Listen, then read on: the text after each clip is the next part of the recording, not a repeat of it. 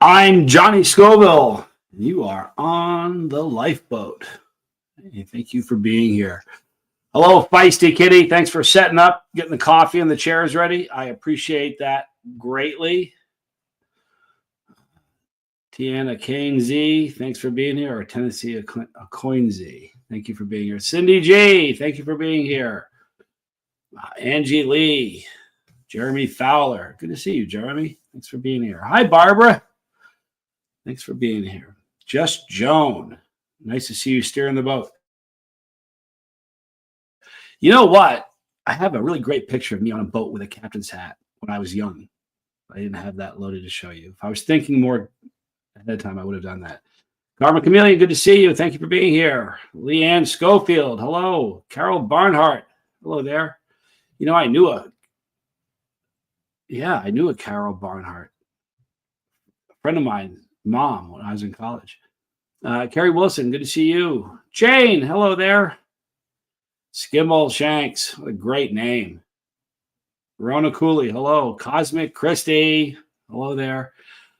G. Ray Wells, thank you all for being here. So here's what Tommy's got a lot of stuff going on right now, and so I thought I would sit in and do a little talk. We'll talk about whatever you guys want to talk about. You know, the sobriety thing is an important thing. I think there's only two kinds of people that gets. Tommy's very good. Or there are two kinds of people that get sober. There are people that get sober and live sober, and that's awesome. And then there are people that get sober and do everything they can to help others get sober. And that's where Tommy and I are at right now. And it's interesting. Last week I started Sober Sunday on my channel, which I haven't done. It's like, for those who don't know me, I have a channel on this platform. It's called Chase the Heat. And I eat, it's like, you know, it's one rung up on the ladder from biting the heads off of chickens at circuses. It is what it is. I eat hot stuff for a living. I know it sounds absurd, but that's what I do. And I started, you know, I got sober from alcohol 5 years and 7 months ago. And the first couple of years of my channel, I was drinking. And I hate it. I hate it because I can look at those videos. I can say I've had one drink or I've had three. I can just tell, and it's horrible. And I won't delete them because it's part of history of the channel. It is what it is. I own my past. I own it. So I decided to get sober. You know, I had a problem. I needed to get rid of it. So I got sober. I'm looking for the sober date. I don't remember what my sober date is, believe it or not, people. April 10th, 2019. And when I made the decision to get sober, I didn't tell everybody. When I started my YouTube channel, I didn't tell anybody. You know why? Because they didn't want anyone saying, oh, you're stupid. How old are you? You're going to do what? So I just started the channel, and it became really successful, which is wonderful. But I didn't want people to say, you know what I would hear? If I say, hey, I'm sober, you guys, I'm going to quit drinking. What do you hear? Okay, yeah. How long you been? 2 days. Talk to me when you have some time under your belt. That's what I was going to get. So I didn't tell anybody. I was stoked about being sober. I downloaded an app on my phone called I Am Sober.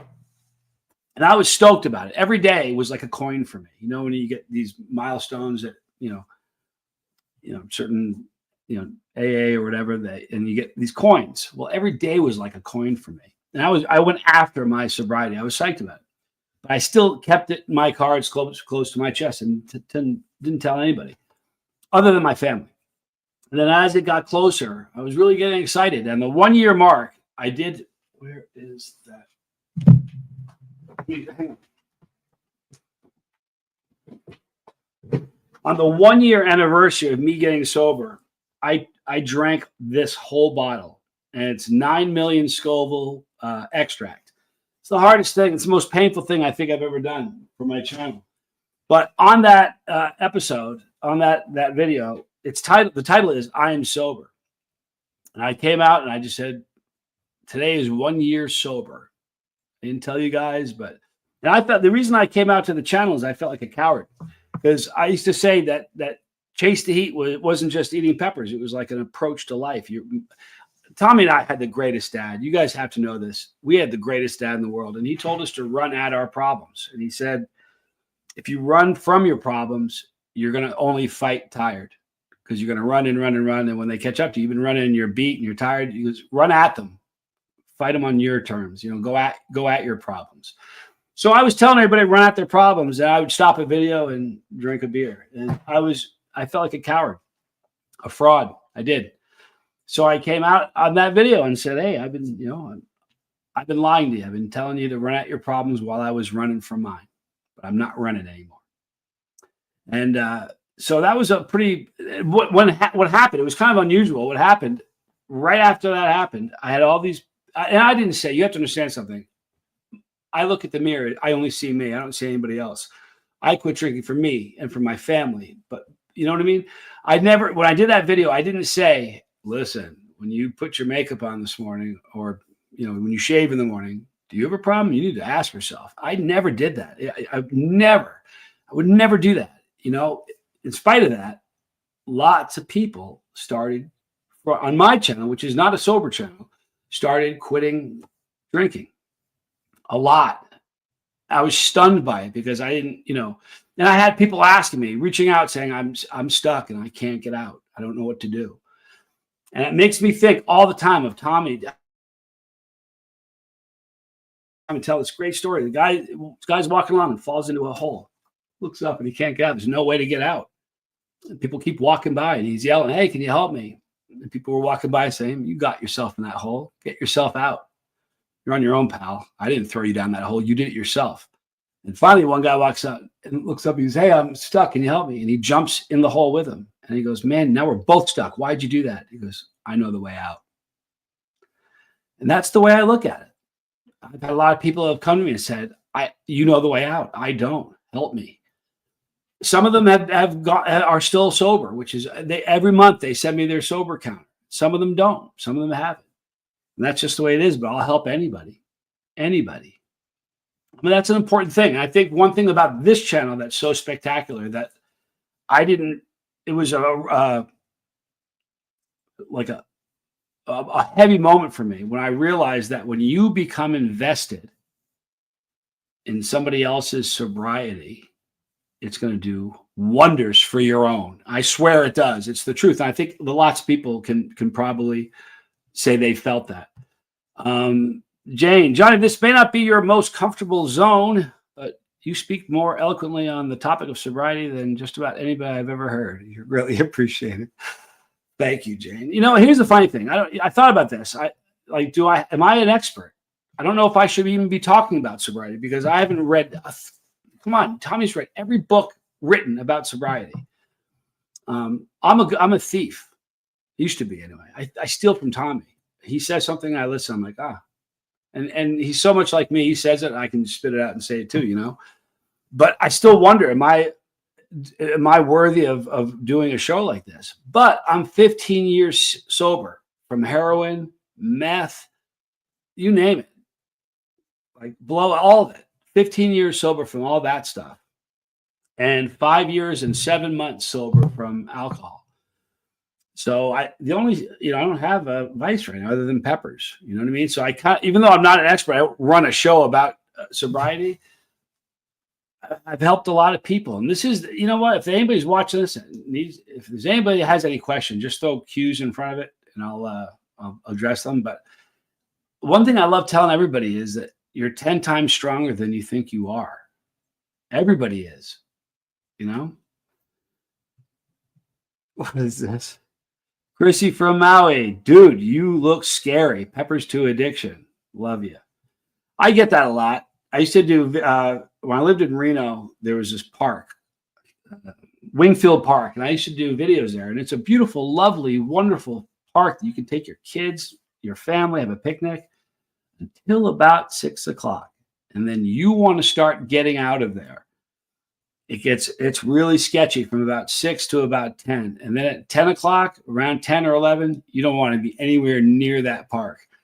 And I used to do videos in the park for fun. During the day, I'd shoot videos and people would see me and they'd look at me like I'd have a video camera and a bottle of hot sauce. And one day I'm walking to go set up for a video. And this woman sees me and grabs her kid and pulls her close to her as she walks by. I'm like, I know I'm a scary looking dude. It is what it is, And then I used to go to the park in the middle of the night and do challenges at like 2 or 3 o'clock in the morning by myself in the park. That was amazing. There's a great video I started the video, and the second I push play, there's gunfire about 100 feet from where I'm standing. I just froze. I thought about turning the camera off. I'm like, nah, we're going to roll with this one. It was a good one. Jeremy Fowler says, Johnny, I work out as a sales manager and talk to people for a living. The amount of time, your name, sobriety, and peppers, I say a day, man, I want people to know about the connections and peppers. I'll tell you what, there really is. It's funny. If you don't eat peppers, you don't know, but there really is a link to with capsaicin and sobriety. It's no joke. Thank you, Kathy Ann. I appreciate you putting my link up there. If you don't listen, it's a weird channel. My channel is weird. If you're not into spice, it's, you might, look, I'm sure there are like sadists that watch my show just because I hurt myself a lot. But if it's always family friendly, so you can let your kids watch it. You want to keep them away from the challenges. But Kimball Shank says, you're amazing. I want to follow you in your footsteps. I wouldn't say that. What's the best way to maintain sobriety when everyone around you in the band is drinking? Well, that's a tough one, though. Here's why that's a tough one. When you decide to become sober, to do it successfully, it's going to require some changes on your part. What you do, where you do it, who you do it with. And that's a good question, because I don't have a problem with people drinking. And I don't have a problem being around people drinking. I do have a problem when somebody takes one sip more than they should. And that freaks me out, and I don't like being around. If I'm in a restaurant, I can tell if there's a table on the other side of the restaurant, I can feel it. I can look over and go, oh, man, the guy he's starting to get sloppy. And then I need to get out of there. You know what I mean? But, boy, it's a tough one. Literally, if you're in a band, that's going to be a hard one. I don't know if you're using that, as a literally or not. But, to me, Tommy said something once to me that was so amazing, and it stuck with me. He said, we were both using a lot then. And he said, people don't stop until they've had enough. And I know with all the substances that I put away, I had enough. I was done. I was done being a slave to something that doesn't have a mind, no conscience, can ruin my life and not be called on the carpet for it. I'm not going to have that part. I'm just not, you know what I mean? But here's the thing. You say you want to follow my footsteps. The sober footsteps are good ones to follow. But man, I'll tell you something. I feel one of the worst things it's one of the things I wrestle with the most in my life right now. Not now, but for a long time. Like I never robbed a bank, okay? Sold a couple of guns, but I've never robbed a bank, but I've done every single bad thing Tommy has done. I usually drove, was the getaway driver, or I was, I was in the passenger seat, and he got caught and went away for, did a lot of time. And every day he was in, I felt it. It was just agonizing. So, so many of my footsteps are so muddied and so awful. I'm proud of my sobriety, like really. I'm more proud of my sobriety than the channel. The channel was an accident. It just sort of happened. You know what I mean? I worked hard at it, but I don't think that's something I should be patting myself on the back for, but sobriety. Thank God. My dad lived long enough to see Tommy and I get sober and do something positive with our lives. And that was really, really important, But ultimately, Skimble Shanks, sorry, it just takes a lot of willpower, and you got, it's hard. It's not easy. You can't ever let your guard down. That's the thing. Like, and I've said this a lot of times, but when someone says, I got 12 years sober or something or whatever, I don't care if it's a year sober. Even if it's a year, in that year, it wasn't like every day was glorious. It was peaches and cream. Every single day was just, you knocked it out of the park. It was easy. It wasn't. There were tough days. You know what I mean? And those tough days, you feel the pull. You feel, I think, more about the good days, though. You know what I mean? The good days is where you got, to me, I don't feel like my sobriety is ever in jeopardy. If it is, it's because I'm not doing the things I should be doing, like making my bed, like journaling. You know what I mean? Like a quiet time where I spend a lot of time inside. You know what I mean? Because for so long, Tommy and I, we did everything we could to numb everything. And then when I got sober, I became voracious about feeling things. I wanted to feel things I didn't feel before. That was important to me, you know. Jane says, Johnny, no information like this is meant to be shared far and wide.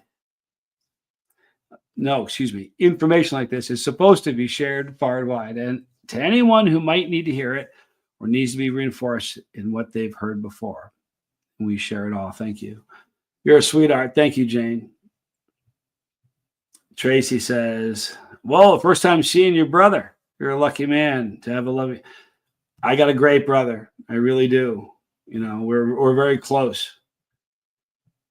So it's a funny thing. I know, like I don't know. He's in a car somewhere. I don't know what he's thinking right now. But if he's in a room with me, and some things are happening, I can tell you what he's thinking. I can tell you what he's feeling. It's a weird thing.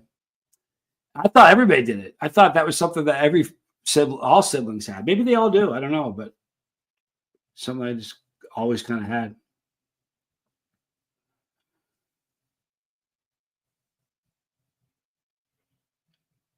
This is great.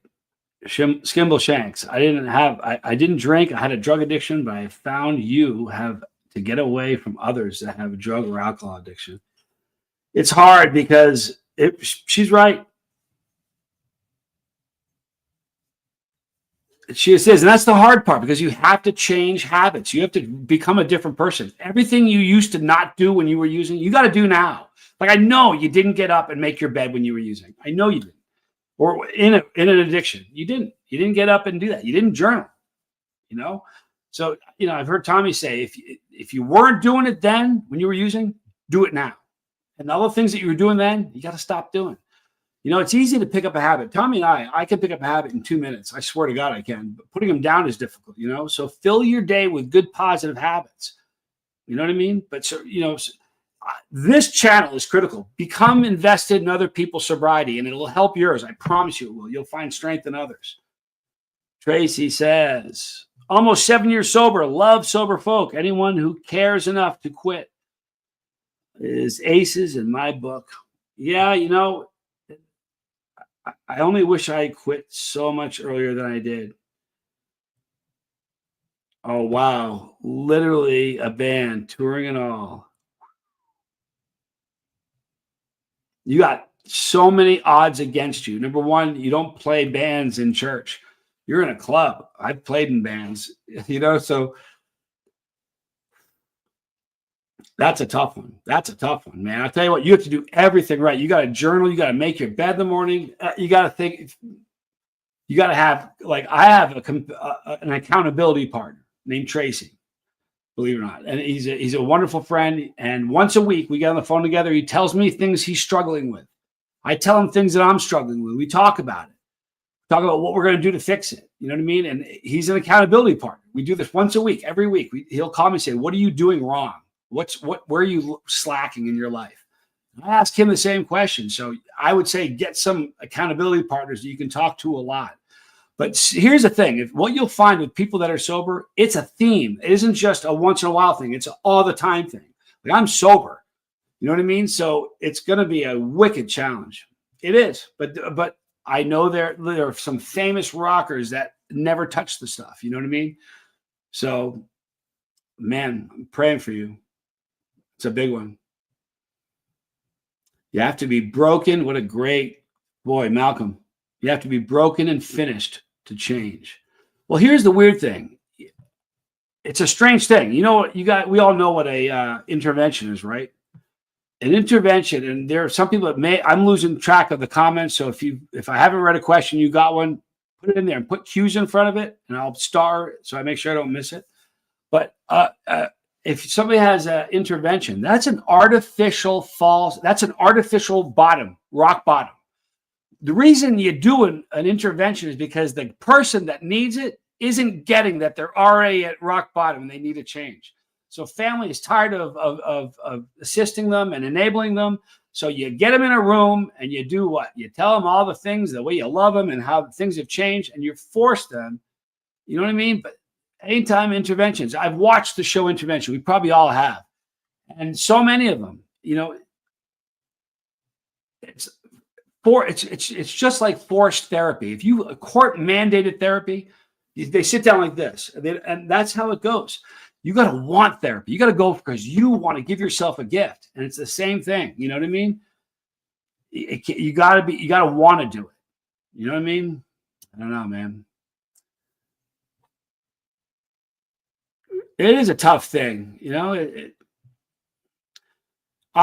the thing. Oh my God, it's so awful. I knew I had you don't live the way Tommy and I were living, and you can't even pretend you don't have a problem. You know what I mean? Some people are like functional. I don't even know if that's a real thing, but functional addicts, and they convince themselves they can do it. There wasn't even a shot of that with Tommy and I. I mean, we get up in the morning, so, it's, I don't know. I knew for so long, I knew I needed to quit. It was just, it's addiction. You know what I mean? The brain wants what the brain wants. And, one of the greatest things I ever heard Tommy say was that your brain is not your friend and you are not your brain. Oh my God. Thank God for that. Like there's parts of my brain that I think are probably pretty good because I'm able to do some cool stuff. But I mean, I know my brain's not my friend. But the thing about it is, that's why the worst thing you can do is like sitting idle. You can't do what you used to do. Like if there's a room you used to hang out in and party in, and you're sober, you can't sitting in that room. You know what I mean? It's all you're going to think about. You got it. To me, being active and moving, sitting still is a nightmare for me. Sitting down and not doing anything is a problem. That's when the ants start working. The ants, the automatic negative thoughts. It's brutal. Oh, people saying a lot of good stuff about Dale Cox. I missed something good. Let me find that. Where is Dale Cox? Wow. January 14th, we 15 years. That's such a freaking milestone. Man, almost broke Tommy's trophy. I never hear the end of it. Do you know that? Hey, Dale, congratulations, man. That's 3 times longer than I've been sober. That's amazing. That's a lot of time. Think of how many days, just what I was saying earlier, in those 15 years, how many days did you have that were so good? It isn't the bad ones, man. The bad ones, I get steely. I get tough. It's the good days that scare me. Because when the good days are happening, your brain's going to start doing this. You got it, man. You got this. You didn't really have a problem. You were immature. You were just going through a lot. You had a lot on your plate. You had a lot of growing up to do. But you know what? You've done that. I bet you can handle it. Man, I've had people, and you can't. I've had people that I've helped get sober since I got sober within the last 5 years. And one of them, I'll never forget it. He sends me an email one day. I still have it. He sends me an email. He says, I need help. Last night, I threw up at my in-laws' house after dinner because I got polluted drunk. My wife made me sleep on the floor on the couch. I don't know what to do. And I started working with him a lot, emailing him every day, and he got sober. He quit it. He had 90 days under his belt. I was so stoked for him. He was losing weight. He was getting closer with his wife, and he stopped messaging me. He stopped emailing me. A little time go by because I didn't want to be the guy that's nagging him. You know what I mean? And a little time went by, a little more time go by. Finally, I'm like, something's not right. So I emailed him. Something wasn't right. He was drinking again. But he said, this is what he said to me. He says, he tried to sell it like he can do it. He says, I've only been having 1 or 2 now and again, and I can control it. It's not a problem. But I really appreciate all the help you gave me. And I said, do you want me to say congratulations? I gave it to him hard. And I said, do you want me to say congratulations? I'm not that guy. You're fool. It's your addiction is the one who's talking to me right now. Not the guy that I've been helping for the last 90 days. It's just, I'm sorry. I'm not going to say congratulations. You beat it. The one guy, you figured it out, because you can't. You guys know what chipping is? You can't chip. There's no chipping. Anyway, about maybe a month later, I get an email from him. He says, I'm a week sober. You were right. And it's not like I'm right. I've walked that road. It's like, I know how the movie ends. I mean, I've seen the movie 1,000 times. I know how this movie ends.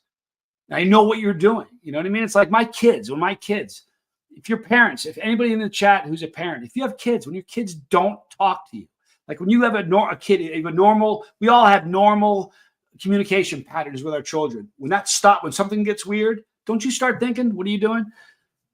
When my kids, my son, Johnny Jr., he's sober now, but he thank God, but he had a problem, and when he wouldn't call me, I knew what he was doing. It's crazy. And I would say, if you're going to drink, call me. I'll talk to you. When he wouldn't, you know why he wouldn't? Because he didn't want to. I remember when I was getting sober, I have a 5. Do you guys have a 5? I have a 5. Tommy's number 1. But if I get into a jam and I don't call somebody and I went out and used, it's because I felt like it. I wanted to use. If I didn't want to use, I'd call one of my 5 and say, here's the thing. You got to remember this. It's not like if you have a craving, at least with me anyway, and what I've read, cravings don't last 12 hours. I don't know what, 7 minutes or 3 minutes. It doesn't even last that long. Trick your brain. Your brain is like, I call it playing fetch with my brain. It's like you get a stick. You get a dog, and you throw the stick. The dog, I don't care what the dog was doing, it's running after the stick. Your brain is that dog. So if you go outside, if you're sitting in staring at 3 rooms, the same 3 rooms where a bong used to sit, or whatever, a mirror or whatever, then you're screwing yourself. You're letting your brain take control. So what you do is play fetch with your brain. Throw the stick. Go outside. Your brain's looking for the stick. You're smelling something different. You're looking at the sky. You're seeing different things.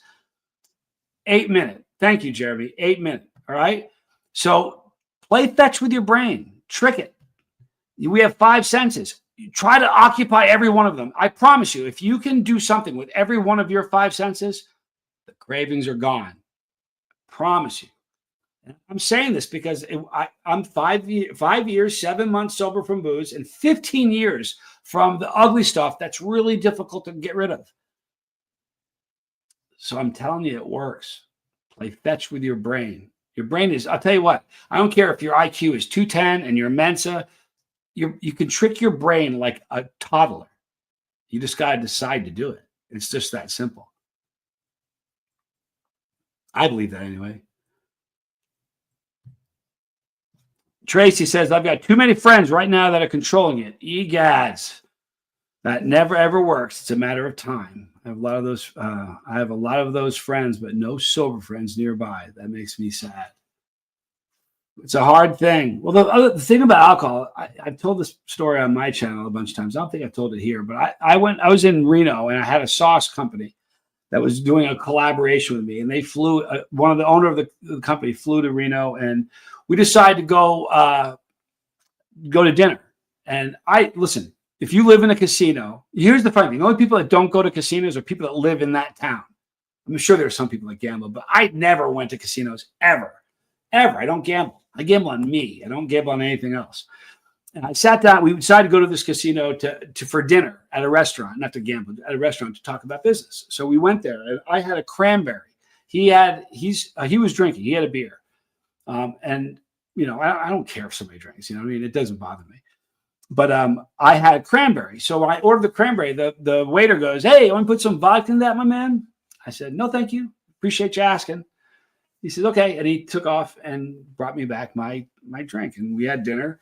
And there was apparently some sort of shift change because we had a new waiter. The old waiter had a split, and the new waiter was taking over.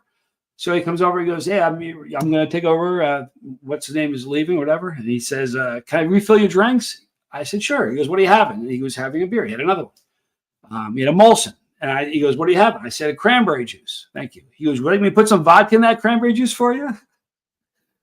I said, "No, you're never going to walk into a place and say, 'Hey, you want to hit this? Yeah, just light it on this and just go smoke it.' They're never going to do that. They're not going to say, they're not going to do that. But with booze, they do it everywhere. It's so pervasive. It's everywhere. And I think it's hard. It's a bummer.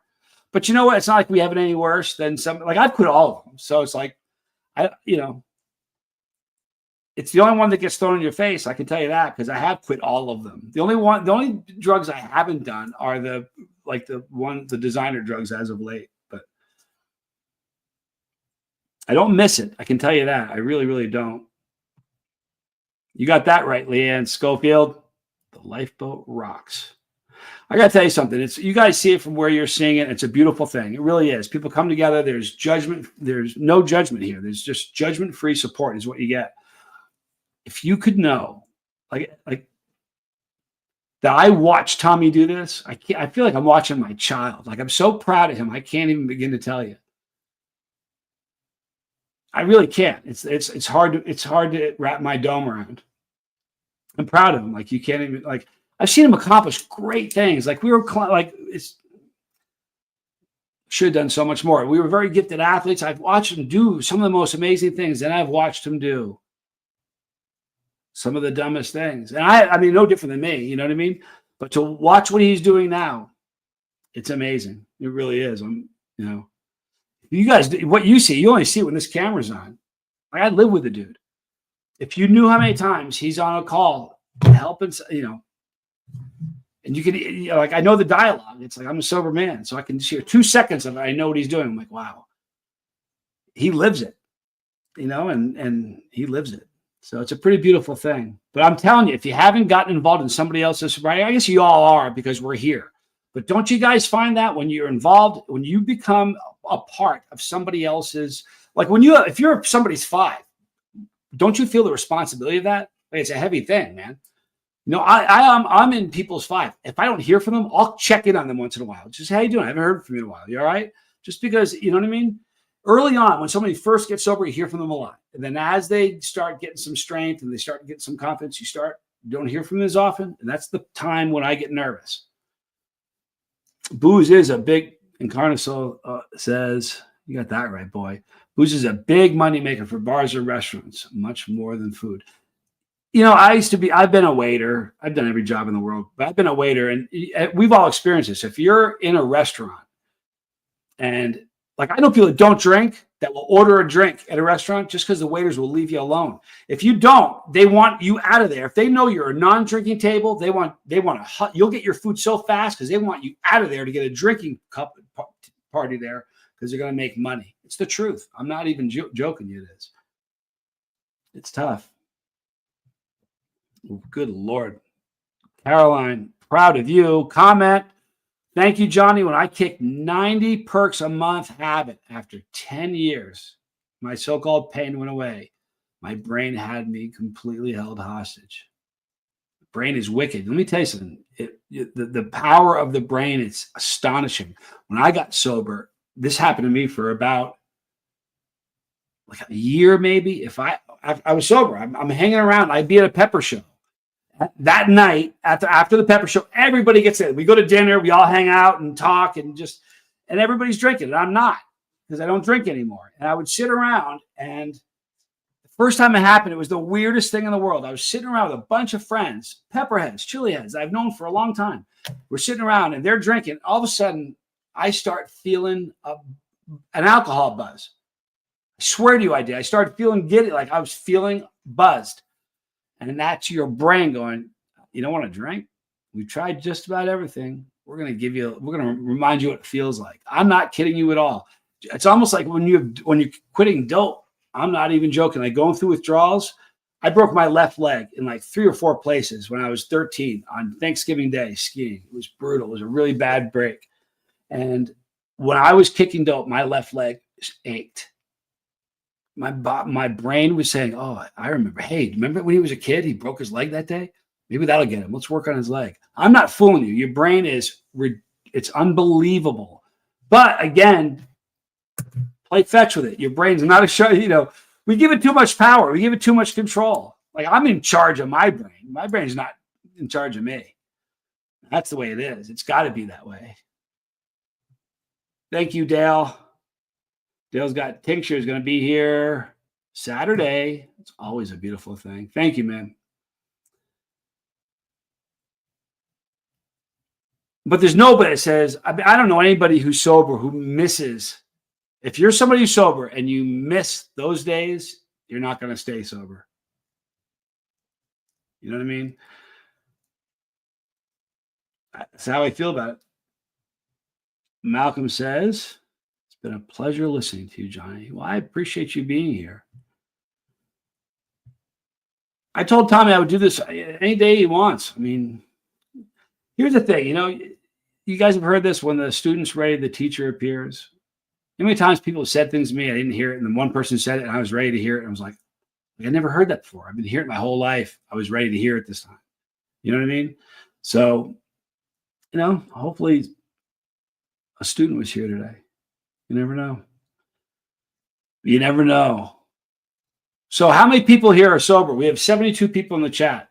If you don't have to say it if you don't want to, but let me know what you're sober from and how long you've been sober.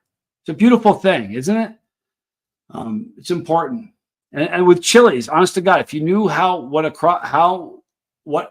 it seems like an inordinate percentage of people in the chili community are sober compared to like any other cross section of the population.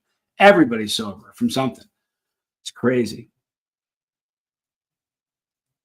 Jeremy, whoops, I was trying to get Jeremy above you, Dale.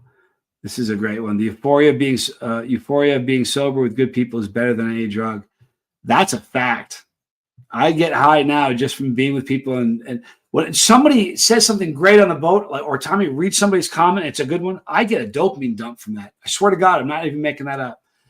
Dominic, no way, bro. 430 days sober from meth. Wow. Congrats. See, I just got a buzz from that. I'm not fooling you. I got a bit of a buzz just from reading that. That's awesome. Aquarius, sober from pills and meth for 8 years. So you realize every single sober person on the planet is a walking, living miracle? Do you realize that? Sober 7 years, Tracy. Jeremy, 2 years from nicotine and tobacco entirely. Wow, that is so awesome. Leanne, 9 years from opioids and cigs. That's amazing. Malcolm, 12 years from H. Boy, I don't miss that. Honest to God. 9 years sober from all drugs and alcohol. Boy, that was a rough 9 years. You quit them all at once. I quit a bunch of ones. I quit like blow, meth, and heroin all at the same time. But those were not my drugs of choice. So it was not fun to get rid of, but it was difficult, 15 years from the shine. It's amazing, bro. Tracy, good conversation gives me chills. No doubt. Like really connecting with people. Like when I was a kid, I remember thinking, I think everybody does. 15 years, Lisa. I think probably this is not a woman thing. It's a guy thing. But I shouldn't say this, but I think women are smarter than we are. Like I went through a good section of time where I thought that the best things in life were things that you could somehow buy and acquire. The best things in life have nothing to do with things. Hi, Arwa. Arwa saying congratulations to everybody. G. Ray Welts, 11 years from alcohol and narcotics on January 18th. Congratulations, Gary. Heroin 2 years, but I've kicked it all at once. Yes, from Scotland, Glasgow. That's awesome. Nicotine, Cindy, 3 years, sex almost 5. Hey, me too. I'm right there with you.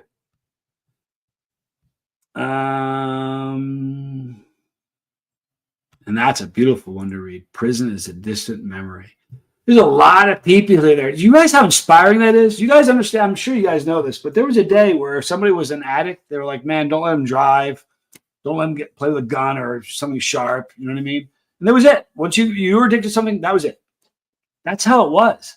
Do you guys understand that? So every one of you are so awe-inspiring. Like I'm sober, and I'm like so inspired by all of you. It's crazy. It's awesome. Yeah, I love hearing stories like that. Big shout and love to everyone, inspiring stories, and keep going. I'll tell you what, there's nothing like that. There's, celebrating other people's victories. Like I've been in Tommy's, listen, I've been on the boat since Jump Street, since the beginning. And I've been on the boat so many times where someone says, I relapsed yesterday. Do you understand how somebody has that they can come to a place like this and say, the honesty in that? It sucks. It's a bummer. It's not sucks like no one's mad at them, but we're all broken for the person. But the fact that they can come here and say that tells you this is working. That's not a failure. That's the fact that this is working. That's the way I look at it. Jimmy Pickles, good to see you, dude. But the thing about it is, like, it doesn't matter what your reasoning is, do it though. Because I promise you, like, I somehow managed to always be somewhat successful in spite of all the drugs I was doing. You know what I mean? Which, if you don't think the ants did a number on me after I got sober, like, your face could be on money. I mean, you could have been, what could you have been if you had been sober all the time? And I try not to think about that. It's a bummer, Jane Aldrich says, you are all so amazing. I'm honored to be in this group with you. You have willingly shared your stories with us. It's a beautiful thing. I mean, you know how empowering it is. There's something like, listen, here's the truth of it. There's all those stories, a whole bunch of people that are sober from stuff. I'm hoping somebody right now is watching who's lurking, doesn't want to say who they are. They're sitting back and they're wanting to get sober, but they're getting, what? Encourage. You know what the word encourage means? It means to give somebody courage. So by saying this, maybe somebody in the chat's watching and we're going to give them the courage to say, I can do this. Because when you know it can be done, you approach it differently. If it's an impossible task, well, that sucks, right? But if it's something that has been done, I can do it then. If it's been done, I can do it. You can. I hope there's someone lurking that's in that position today, because you can do it, honestly. I swear to God, if I can, you can. For real. Boy, that's a big one right there. I'm so happy to be me again with the perspective I have now. I know now if I go back, it's because I want to. Boy, isn't that just astute? That's a fact. At this point, if you go back, it's just a willing decision to do so. Don't. Stay strong. Stay connected. Stay plugged in, man. You got to stay plugged in. Isolation sucks, man. Isolation. You know how quiet the ants are if you're around people and you're talking and you're socializing and you're active and plugged into groups and with people? Your ants don't have time. You don't give them the floor. When ants take the floor? It's when you're sitting in the room looking at three walls, because you don't look at the wall behind you.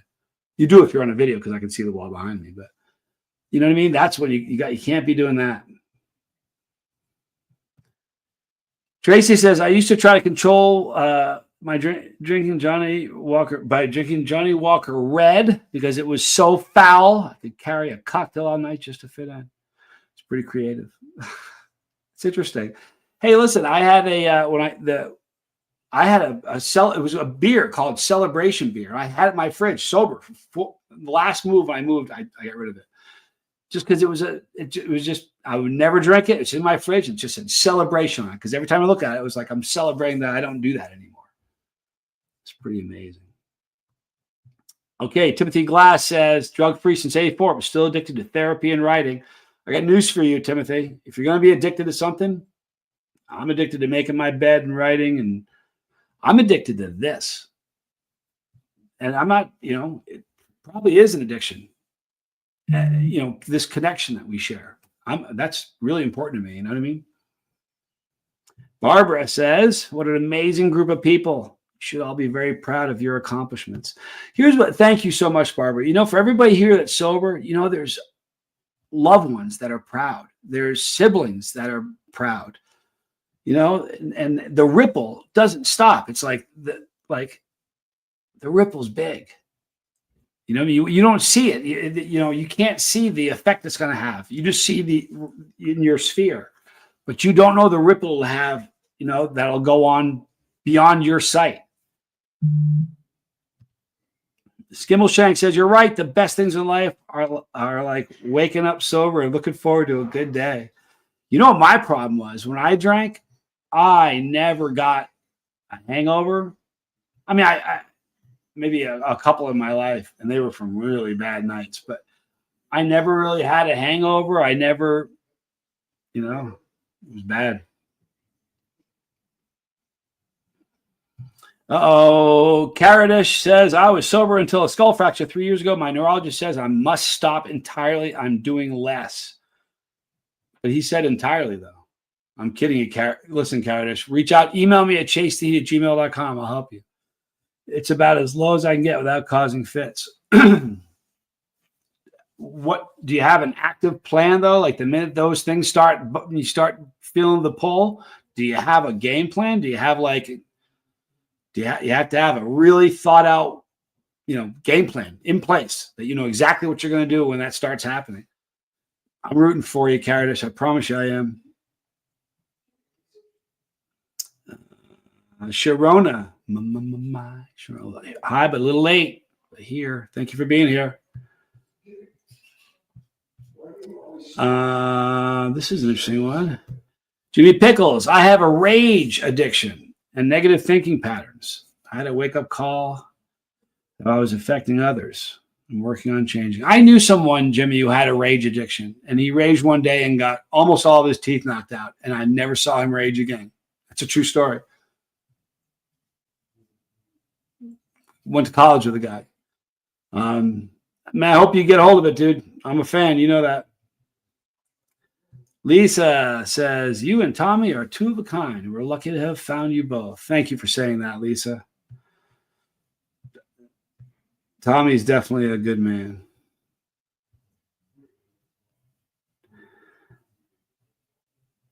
Let's see here. Oh, wow. My bandmate just left to go get his cancer treatment by himself. He was proud. He was proud I was watching your channel. I was going to go with him, but he said, stay here and listen. I'm speechless. This is epic. Wow. Here's the thing, man. Let me tell you something that happens when you get sober. Like I remember when I was drinking, I remember a friend of mine stopped drinking. And I remember thinking, should I stop drinking? We've all been there. You know what I mean? So maybe you're going to have a good effect on these people, Skimble Shanks. I hope you are. Timothy Glass asked, did you and your brother do sobriety together? No, we did a lot of drugs together. We got sober almost at the same time. I got sober from the hard stuff years before he did, but and I got sober from alcohol last. Tommy never had a problem with alcohol, but so we've had very, very active roles in each other's sobriety. So kind of yes, but we weren't together in the same place. But I suppose yes, and we did a lot of partying together, but not anymore, obviously. This is a great one. Tracy asked, does anyone have photos of their last night drunk? Google pops them up and it blows me away to see them. Stupid glasses and a dumb hat and 12 empties on the bar.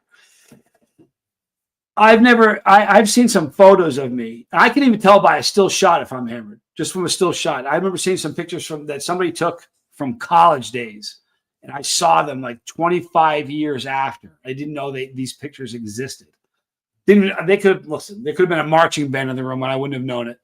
I certainly would have known someone with a camera taking my picture. But yeah, I don't have a video of it. But I have some photos of when I was drunk, just not my last one. Jeremy Fowler says, Pickles, I'm very similar. I have major depression and used to get real angry real quick. It's possible to change, man. Yes, it is. I get depressed sometimes. You know what scares me about it? I don't even like talking about it. I really don't. It bums me out. Concussions are really bad. They're like in the last decade, they've realized how terrifying a concussion is. You know what I mean? And like in high school today, if when a kid gets a second concussion, he's done from sports, period. I got 2 concussions a year, every year. Like at least 2 every year from probably from 8th grade until I was in my 20s. From skiing, football, accidents, fights. And I'm scared to death of that. I think about it. It's like my head. Every time it leaves a little spot, my brain probably looks like a Titleist. It's just. I remember I crashed a mountain bike once. And, if you get enough concussions, you look into a mirror and one pupil is this big and one's this big. You don't need to go to a doctor to know that you have a concussion. So I've had a lot of them, and that scares me a lot. It really does. When I get depressed, sometimes I think, is that why this is happening? You know what I mean? I don't know. Angie says, each time I watch you, either you or your Tommy on the lifeboat, I am in awe. You guys are inspirational and a credit to your dad. He would be so proud. I hope so. The other day I was talking to Tommy. He said something funny. And I said, my God, that was just like the chief. We called my dad the chief. And he said, has it occurred to you that we're just really crappy? We're doing our best rendition, but we're just crappy copies of our own man. Like, we'll never come close. He was just a class act.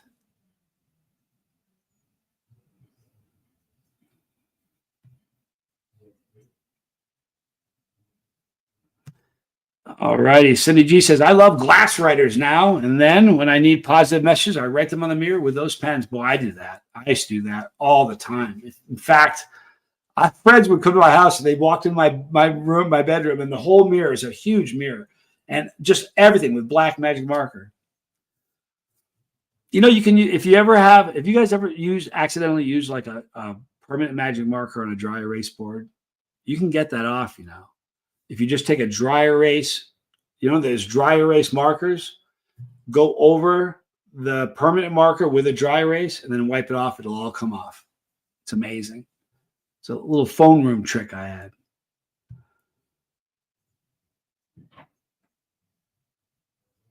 had.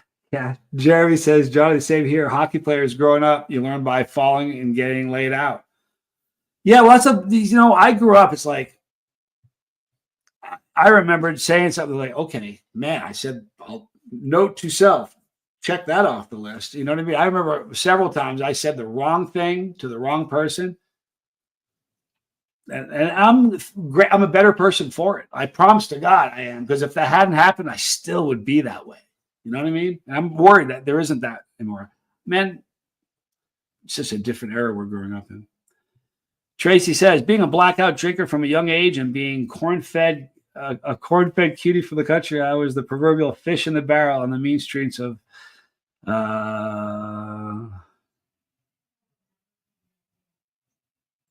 MPLS. I'm not sure what that is. Late 70s, so many consequences. I'm 63 now. I dig you, Tracy.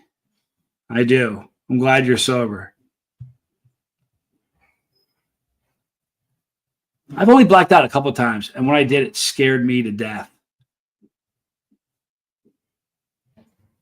Caritas, you're awesome. When you're depressed, we're here. Here's my problem. When I get depressed, I hide. I retreat. I hide from everybody. It's weird. I wish I wasn't like that, but Caddy says, I quit drinking one morning. I looked at myself in the mirror and looked rough and reminded myself a rough diamond is still a diamond. So I cleaned it up. Wow. I can't tell you how much I love that. That's beautiful. That's beautiful. Gail says, hi, Johnny. The last time I did blast was in January 96. I had a professional picture taken at Olin Mills with my grandfather, and I was up the whole night blasting. I looked like death. I get it. I know. You know. It's really weird. It's one of the few areas in my life, no matter what someone says, I can say, yep, I know what you mean. Because usually I don't. I don't want to be the guy that's, but honest to God. Listen, this book is coming out pretty soon. A couple adjustments I had to make to it, but it's going to be out like the new year. It's going to be out. Wait till you guys read it. It's going to be very interesting, the reaction that people have with that. Of course.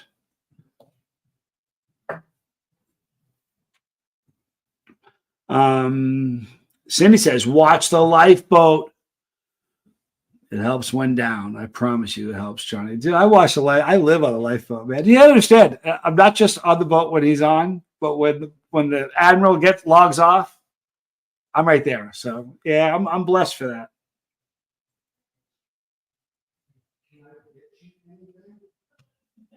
I'm searching for any and every way to humble myself. Any pointers?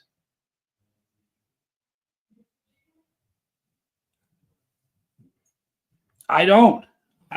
Corner three, I'm not really sure, to be honest with you.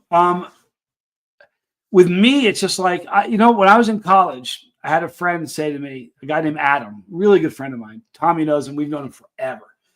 He said, I cried because I had no shoes until I met a man who had no feet.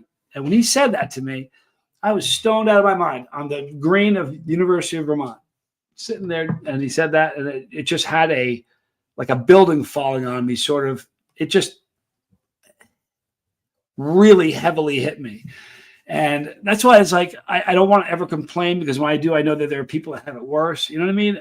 I don't know. I mean, I don't know how to, I'm not sure how to answer that. I wish there was a way, I mean, I don't know how to answer that. Anybody have a good way to answer that? I don't know. I'm not sure. Have you ever seen somebody who's not humble? Think of them and kind of not want to be like that,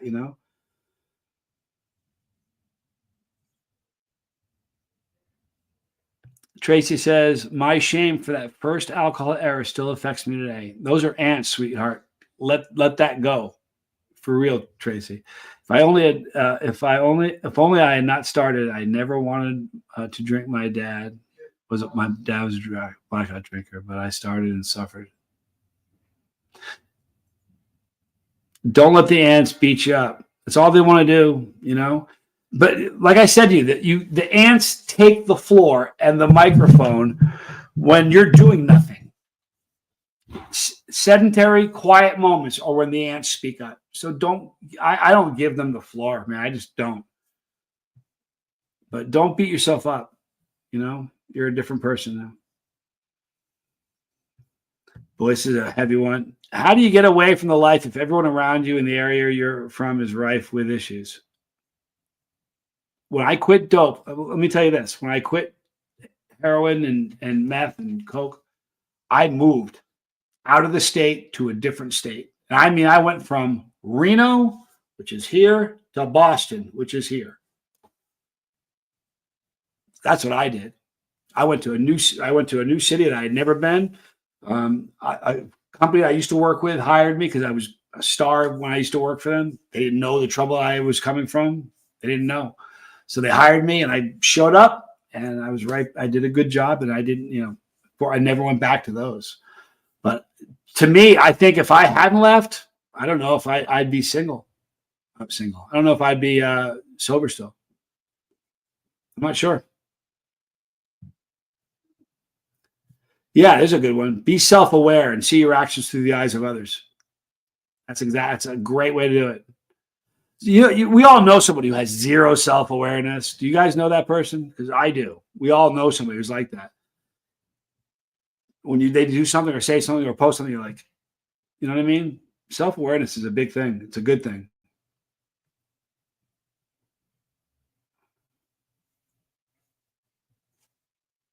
My father used to say, I felt sad because I had no shoes. Statement to me when I was a kid. Yep. But then my sister told me one, never criticize somebody until you've walked a mile in their shoes. That way, if they don't like what you've said, you're a mile away from them and you've got their shoes. Got that going for you. Fortunately, I went with my dad's advice, not my sister's.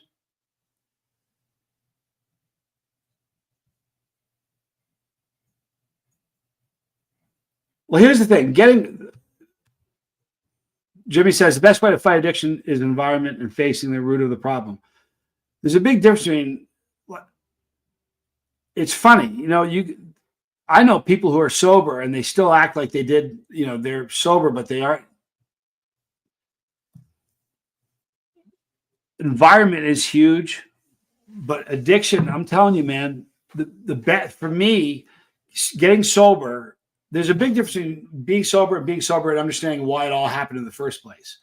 I was able through journaling to figure out why this whole thing started when I was this big. And that armed me big time. And I only learned it through journaling, thanks to Tommy. But that I was able to learn through journaling what the root of the problem was from Jump Street. And that was probably the most powerful thing that I've ever come to, every piece of knowledge that I ever got a hold of. This is great, Skimble Shanks. I love reading the Bible when I need to humble myself, or I read a really good book. I recommend the Artist's Way series by Julia Cameron, including the journal. Thank you. Gail says, thank you for being here. Gail says, sometimes I struggle with my sobriety and this lifeboat brings me back. Alcohol tried to ruin my life for so long. I had to get to the root of the problem and deal with it. That's a fact. So many people, though, don't ever, it's like, I think getting sober is only half of it. Getting sober is half of solving the problem. The other really solving the problem is figuring out why it started. And if you can do that, but a lot of people get sober. I think if you're one of those people that gets sober and helps others get sober, you're more likely to figure out the root, because in helping other people, you're going to do more investigating on your own. Sounds like Sister Scoville stole shoes, right? Guys, we've gone for an hour. I'm going to wrap this thing up. I want to thank all of you for being here. Thank you very much. You're all wonderful. Thank you for all your stories. You're all rock stars in my book. Thank you for taking the time out of your day to sit here and listen to me. I'll probably be doing this for Tommy Moore. He says he would welcome it, and I don't mind talking. So, absolutely, Tracy. And on that point, understanding is top shelf. You need to understand to avoid future perils. Well, here's the thing. If you don't understand why it happened, those things could repeat itself, and you can be in the middle of why it started in the first place and not even recognize it. So you've got to go back. And I'm telling you, if you journal, going to help you. I love you all. All right. Thank you for being here. Between now and the next time we talk, try to save somebody.